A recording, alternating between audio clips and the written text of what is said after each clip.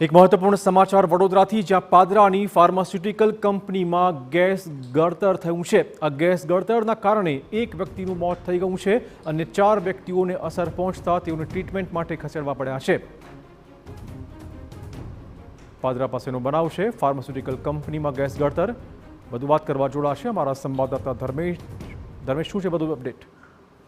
ચોક્કસથી જણાવી દઉં કે પાદરા તાલુકાના ડબાસા ગામ પાસે આવેલી આ એપોથિકોન ફાર્માસ્યુટિકલ કંપની છે, જ્યાં લગભગ 5 જેટલા લોકોને ગેસ ગળતર થયું હોવાની પ્રાથમિક માહિતી છે।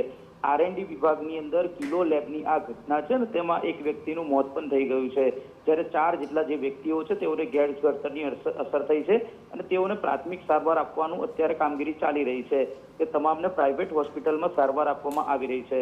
પોલીસ પણ ઘટના સ્થળે પહોંચીને સમગ્ર મામલે તપાસ કરી છે કે આ ઘટના કઈ રીતના બની છે। ચિરાગ, ધન્યવાદ ધર્મેશ, તમામ જાણકારી બદલ। તો આ હાલમાં પોલીસ ઘટના સ્થળે પહોંચી છે।